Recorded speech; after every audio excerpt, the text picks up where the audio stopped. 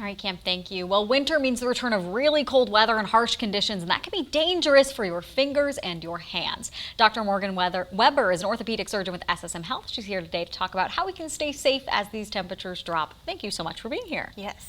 So, wintertime, what are the injuries that you're seeing more frequently? As soon as it starts getting cold out, I see frostbite. I see injuries from clearing snow, whether it's a snowblower or even just shoveling, and then I'm seeing fractures, people who fall, slip on the ice, and especially right now as we're getting holiday decorations up, people are standing on step stools to decorate trees and put lights up, and we're also repurposing things that we shouldn't be standing on, like ottomans, chairs, bar stools, that type of thing. Yep, I'm guilty of that myself. As a short person, I stand on things that maybe I shouldn't always.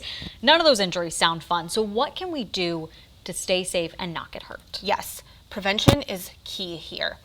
Frostbite occurs when your hands are exposed to cold conditions for an extended period of time with inadequate gloves or insulating mittens, that type of thing.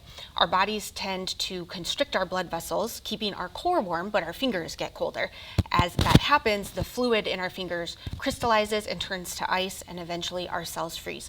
When our cells freeze, they die. There's no coming back from that. So prevention means paying attention to the weather, and not just the temperature, but the wind chill is going to affect what temperature your fingers feel, and keeping an eye out for the wind chill, especially as it gets below zero. That can happen in just 15 minutes.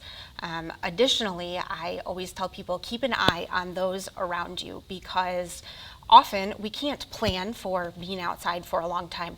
I see frostbite on people who are doing things like going to get the mail and they fall and they can't get up. So keep an eye on loved ones, neighbors, family, friends. Yeah, so obviously you want to prevent that. You said prevention's the key. For other injuries, like I know you said snowblower injuries are a little bit more common. If someone gets hurt, how quickly do they need to get to their doctor?